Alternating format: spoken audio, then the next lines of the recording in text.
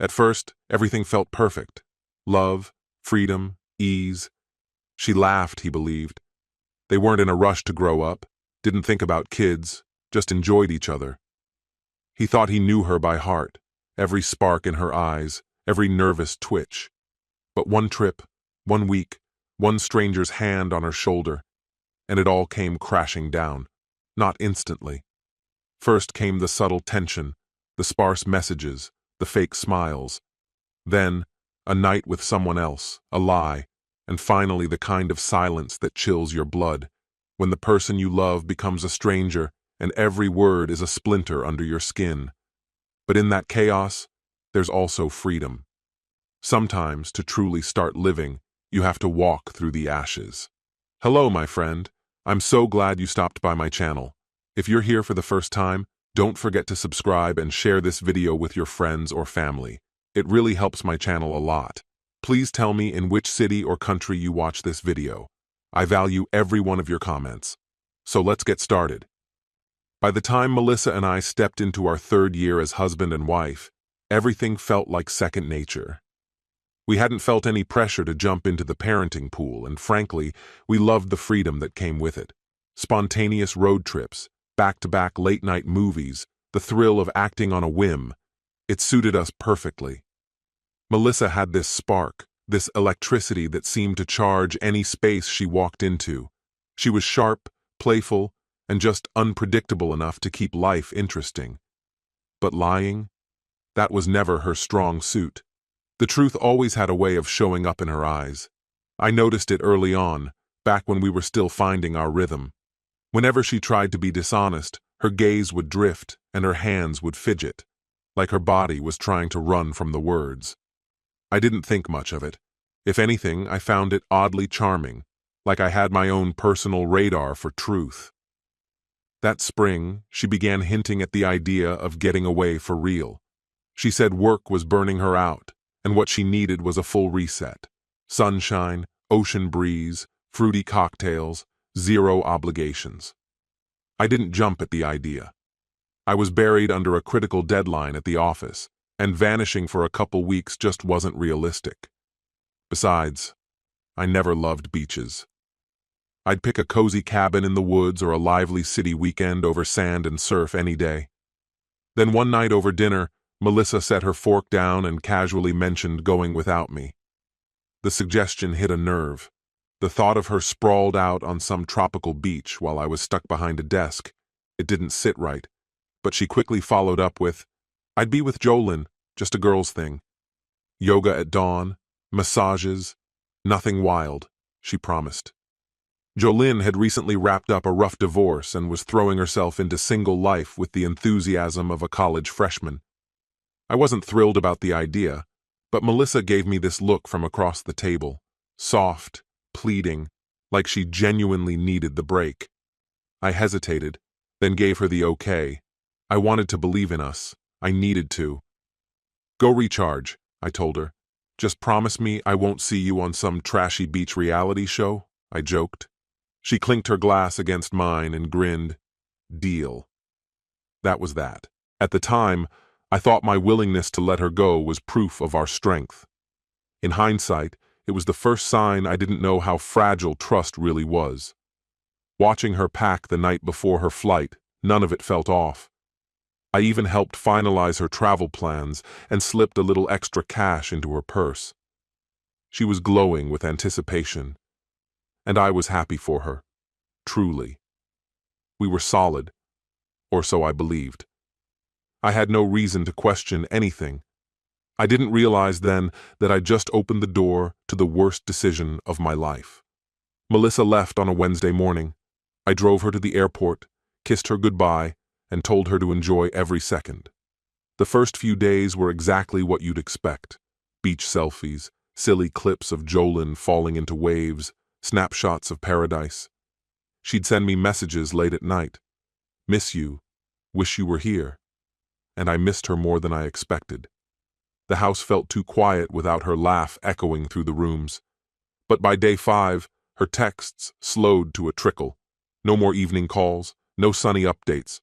I told myself she was just caught up in the moment. Or maybe the signal was bad. Still, a strange tension settled in my chest. That night, around midnight, I texted her a simple, "Good night, babe." It stayed marked as read for hours before she finally replied. Exhausted. Love you. It wasn't like her. Melissa always added a heart, a nickname, a private joke. This one felt robotic. The next morning, I tried texting again. Nothing. Called her around noon, straight to voicemail. I told myself not to spiral. Maybe they were out on a boat. Maybe Wi-Fi was spotty. Jolyn was always dragging her along on some unpredictable adventure. But that night, lying alone, the silence around me thickened. Something didn't feel right. When she finally reached out 2 days later, it was a blurry photo of a market and a vague message. Busy day. We'll catch up soon. No miss you, no love you. I stared at that message for a long time, and for the first time, doubt sank its teeth in deep. That should have been the moment I listened to my gut. But I didn't. I kept telling myself to wait. She'd be home soon. I'd get answers then. Maybe I was overthinking, or maybe everything I knew was about to come undone. Melissa flew back in late Sunday afternoon. I waited at the airport by baggage claim, a mess of nerves and anticipation. She looked incredible, sun-kissed, glowing, maybe too glowing. She ran into my arms like everything was normal. "I missed you so much," she whispered, holding me like it meant something. I held her, but something was off. It felt like hugging someone who wore her scent but didn't carry her warmth. On the drive home, she talked non-stop about the food, the parties, the sunsets. It was all Jolyn this, Jolyn that. Her words felt rehearsed, like a script she'd memorized. When we got home, she dropped her suitcase in the living room and let out a sigh. "I need a long shower," she said, already climbing the stairs. I lingered by the suitcase, hands deep in my pockets. "Hey," I said, half laughing. "You didn't forget to bring me back something, did you?" She laughed too quickly. "Of course not. Just give me a second." Melissa knelt by her half-packed suitcase, fingers rummaging through a disorderly stack of clothes. As she shifted a few items aside, something unusual caught my eye, a brief flash of vivid color. It was lace, expensive, fine, and unmistakably not her style, not even close. I didn't say anything. I just watched her quietly. Then she paused, just for a heartbeat, but I noticed. Her hand hovered, hesitant, over a small black pouch tucked between a pair of jeans and a floral sundress. She picked it up gingerly, like it might burn her, and held it out toward me. "Got you some rum from the island," she said with a smile that faltered at the edges. "Locals swear it's the good stuff." I accepted the pouch and peeked inside. Nestled in a cheap souvenir t-shirt was a bottle, its label worn and sun-bleached, a cartoon dolphin grinning up at me. "Thanks," I said, setting it down. She let out a laugh, too sharp, too forced, then pushed the suitcase aside and slipped into the bathroom. I was left standing there, rum in one hand, that ridiculous shirt in the other, suddenly wondering, truly wondering, what exactly had gone on during the week she'd fallen off the map. In the days that followed, I tried to swallow the doubt, to pretend it was nothing. Melissa acted normal, maybe too normal. She cooked dinner like always, laughed at my same tired jokes, even suggested movie night like we used to.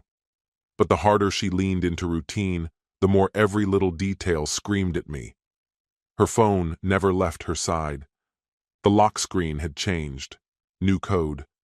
Messages would light up the screen late into the night. She'd glance, then flip it face down like a reflex. One evening, while she was in the shower, her phone vibrated on the bathroom counter. I looked. A name flashed across the screen. Ben. There was a small photo beside it. Tanned, smug, shirtless. The kind of guy who looked like he thought the world owed him something. I didn't know a Ben. When Melissa emerged, wrapped in a towel, I kept my tone light. "Who's Ben?" I asked. Her posture shifted, just slightly, but I caught it. Then came a casual laugh. "Oh, some guy Jolynn and I met on the island. He ran snorkeling tours. Totally harmless." I nodded, didn't press. "Right," I said.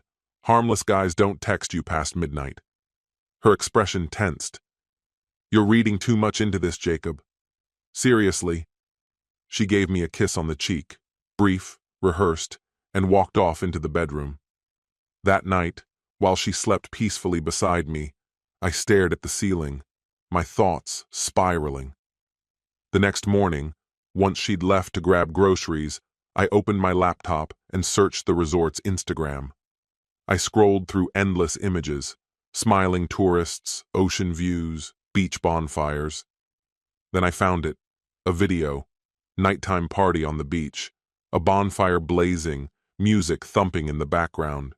And there she was, Melissa, laughing, swaying, drink in hand, and right next to her, Ben. His arm wrapped casually around her shoulders, like it belonged there. I recognized him instantly, same smirk from the phone photo. No work gear, no snorkel, just bare chest and a look in his eyes like he'd already had her. Their faces close, too close, like they were one beat away from a kiss. I leaned back in my chair, my whole body going numb. This wasn't a getaway. She'd stepped into another life the second she landed on that island. And now she was back here, looking me in the eye and pretending it hadn't happened. That evening, after dinner, I couldn't hold it in anymore. She was curled up on the couch, scrolling through her phone, acting like everything was fine. I placed my beer down on the table, firmly. "We need to talk." She looked up, unfazed. "About what?" "Ben," I said, voice flat. Her smile faltered. "Told you he's nobody." I didn't let her continue. "I saw the videos, from the resort's page. You were hanging off him like some teenage fangirl." Her hands froze mid-scroll, the color draining from her face. "It was just dancing," she said, voice tight and defensive. "Dancing?" I leaned forward. "You were 2 seconds away from kissing him." Silence. I waited, gave her a chance to tell the truth, to own it. But she just shook her head, stubborn. "You're being paranoid, Jacob. You're making this into something it's not." And there it was. The lie. She wouldn't even look at me. Her fingers twitched at the hem of her shirt, an old nervous habit. "You slept with him," I said. Not a question, a statement. Her lips parted, then closed again. "No," she murmured. But her face said everything, and in that moment, something inside me snapped. She wasn't sorry, not for the cheating, just for getting caught. I stood up. "Start packing." She blinked, like I'd spoken in a language she didn't understand. "Jacob, wait." "Now, Melissa." Her voice cracked. She started crying, soft, broken. But I didn't move. I wasn't letting her rewrite the story. 15 minutes later, she was stuffing clothes into her suitcase, wiping her face with trembling hands. She paused in the doorway, luggage in tow, mascara streaked down her cheeks. "It didn't mean anything," she whispered. "I swear." I didn't say a thing. Just closed the door behind her, turned the lock, and stood still. Once Melissa was gone, the house felt abandoned, like even the echoes had followed her out. I hovered near the entryway for a while, then eventually flicked off the porch light and trudged to bed. The days after that felt like a blur of exhaustion and quiet torment. I kept everything bottled up, buried myself in routines, work, sleep, repeat, anything to keep my thoughts from wandering too far into the pain. Then one afternoon, Jolynn called. "Jacob," she said, voice tight, cautious. "I think you should know. Melissa's not doing too great." I kept my tone flat. "Actions come with a price." There was a pause. Then she added, "She went to a clinic. Jolynn said Melissa hadn't been feeling right. They did some tests." I waited, silent. Then Jolynn just said it, rushed, like ripping off a bandage. She tested positive for an STD. She figured you should get tested too. That was the last punch, the final shard of glass in an already shattered picture. Even after everything she'd ruined, Melissa had left behind one last wound. I thanked Jolynn, ended the call, and sat there in a heavy silence. I wasn't furious in that moment. The anger was too weighty to flare. It just sat there, thick and suffocating. The next morning, I went and got tested. Fortunately, everything came back clean. 2 weeks later, I filed for divorce. No drawn-out battles, no yelling over who got what. She didn't contest a single term. A mutual friend later mentioned that Melissa had ended up in a tiny studio apartment across town. Said she looked rough, thinner, paler, a little haunted. That same friend said Melissa had started minimizing it all, telling people it was just a stupid, meaningless fling during a trip. But sometimes, the little mistakes are the ones that cost you everything. You think when someone sets fire to your life, the smoke will choke you for years. But once the ashes settle, there's space to rebuild. Half a year after she walked out, the house finally felt like it was mine. I painted the walls, replaced the bed we used to share with something that had no memories attached. Fresh sheets, fresh start. I even took an actual vacation, not the kind you use to escape the wreckage, but the kind you take when you're ready to breathe again. I skipped the beaches, went up into the mountains instead. Clear skies, cold air, silence that didn't feel empty. I hiked all day and slept in places with no cell signal. Somewhere on a ridge, staring into a vast open valley, I realized the rage had melted away. I wasn't angry anymore. I was unburdened. Melissa reached out once, sent a long, meandering email filled with apologies and longing. I didn't reply. Didn't even read beyond the opening line. Just hit delete and kept moving. Not long after, I showed up to a barbecue at a friend's place. Jolynn was there too, with a new guy on her arm.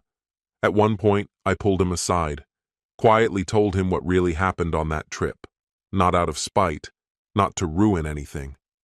But if Jolynn was planning more girls' weekends, I figured he deserved the full picture. He didn't say much, just gave a small nod. Solemn, tight. That was enough. I let it go. No need for revenge speeches or bitter closure.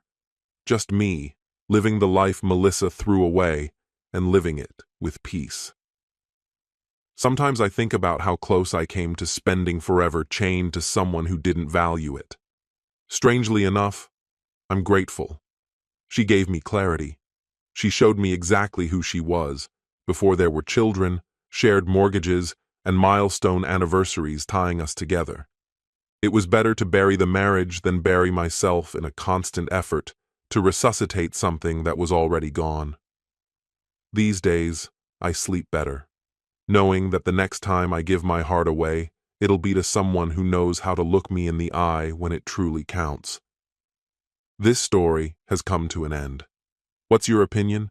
Share it in the comments, my friend. And if you liked this story, check out other exciting videos on my channel. I'll say goodbye until the next video. See you.